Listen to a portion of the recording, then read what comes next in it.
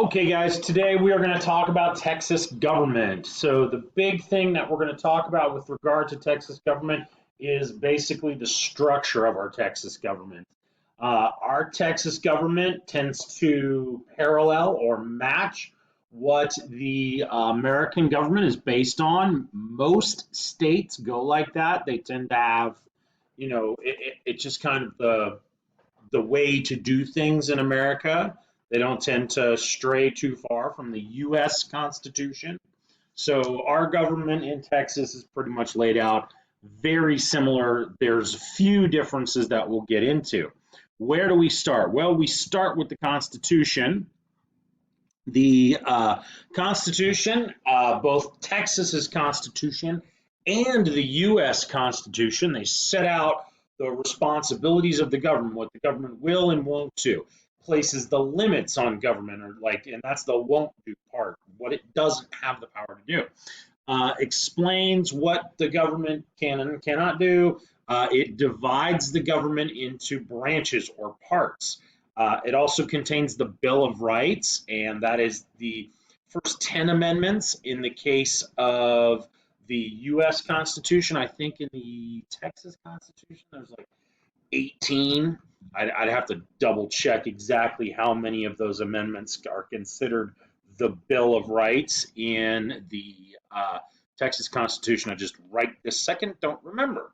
All right, so bottom line is that is what this document is. It is the supreme law of the land. Nothing in the government is above the Constitution. When these crazy people out there say like, oh, Obama, Trump wrote that in the Constitution. No, he didn't. You can't just write it in the Constitution. There's a process to change the Constitution, but it takes a lot of effort. You've got to get agreement all through Congress. You've got to get a number of states to ratify, meaning there has to be an election in each state to change it. It takes a long process to get an amendment to the Constitution done. It is actually a strength of our Constitution that it is hard to change. Countries where the Constitution is easy to change, they start to get weird things written in them real quick, like, this dude's going to be president for life. Then you're not a democracy anymore. So that's one of the strengths of our Constitution. All right, moving forward, let's talk about what the Constitution sets up in our government. We have three branches, of course, the legislative, the executive, and the judicial.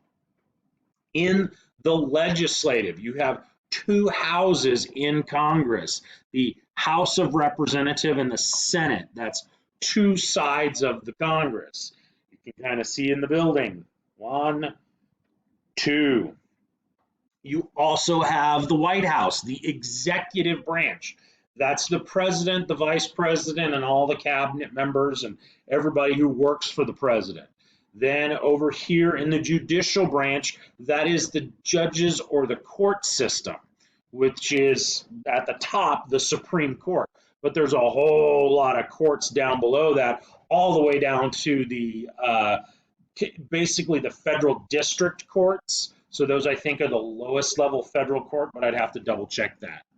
All right, moving along here to talk about how the branches, like what they do. The Constitution lays it out that the legislative branch, again, has two chambers, and what they do, what to legislate means to make the laws, to write the laws, okay? The executive, that's our enforcer of laws. That is the person who carries out the laws, okay? So in our state, the governor, executive offices, all these different agencies, all those people report to either the president or, in our case of the state government, to the governor. So that's the idea there, is that the executive is the one who's in charge of carrying out the laws and running the government, essentially. Now, the last part here with the judicial, the third branch of government, that's the court system. They interpret the laws. So if these guys over here in the legislative department or branch say, wow, we're going to make this law and everybody with the name of George is going to get put in prison. If they just randomly do that, well, eventually that law is going to get challenged in the court system, and that law is going to be struck down because it's against the Constitution. So then that's where they would interpret the law. They're interpreting it to be constitutional or not. Sometimes they get that wrong, as we've studied in the Dred Scott,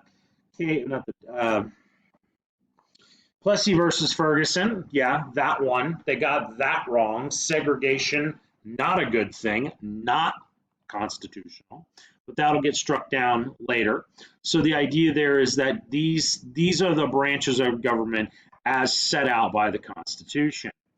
All right, looking ahead here, now we're going to talk about this idea of separation of powers and what it is.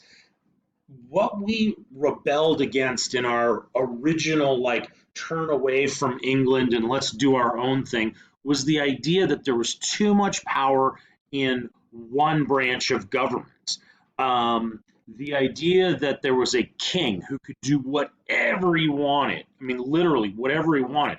There were nobles who had total control over the executive branch, and then there was nothing you can do about it. So, or not the executive branch, but the legislative branch. So we were really frustrated that these government systems weren't working because of this whole concept of a king and a monarchy. We just didn't like it. And so we came up with a different way of doing it. Still very similar to what they had in England, but with little different tweaks. No king, you have a legislative, you have an executive branch that is elected. So that idea, I mean, that's totally different than what they had in England, whereas we'd have this one king, and this one king had a lot of power, and if he could convince enough people in England, all these other guys would be in trouble because they had judges and they had legislatures in Parliament, but the king was the executive, and yeah, that dude could get you killed. So you had to worry. So the power of the government is divided. The reason you divide it is so that no one branch can become that king again, and you don't have to worry about it. Much more stable, according to what the founding fathers thought. Now we get into where we're talking about how the branches relate to one another, the checks and balances that they have on each other, how they can stop each other, and how they can weigh the president, weigh the power of the other one, like they have the balance to it. So you've got a bunch of power on your side, I've got a bunch of power on my side. For example, if the president doesn't like a law that Congress writes, he can veto it. He doesn't have to approve it. He can literally veto. It's dead. Now, Congress does have the ability to override a veto. It just takes a majority of them. Congress, as you know from watching the news, has the right to impeach the president. Don't do it too often, but they have done it. So they can remove the president from office. They also can control approval of who the president appoints to different offices. So if he appoints somebody and Congress is doing their job and they're like, yeah, that guy's not really qualified to run FEMA. Last thing he did was run a horse track. Yeah, they might, say something about that. That actually is a real case, and it didn't work out so good because Congress didn't say no. But the idea there is that these appointments are overseen by another branch, balancing out the power of the president. Now, the judicial or the Supreme Court, the president appoints federal judges. He has the right to pick those judges. Now, judges are appointed for life and free from executive control after that. So as soon as they're appointed, you're done. But courts may declare acts of Congress to be unconstitutional. So if Congress acts a law or enacts a law and the president signs it into law, and then the courts hear court cases or what we call judicial challenges to it, they're like, that's not constitutional. It's no longer a law. It will literally be struck out of whatever book of law it's in. If it's in the Constitution, like an amendment, and they overturn it because it's an unconstitutional amendment to the Constitution, it's gone.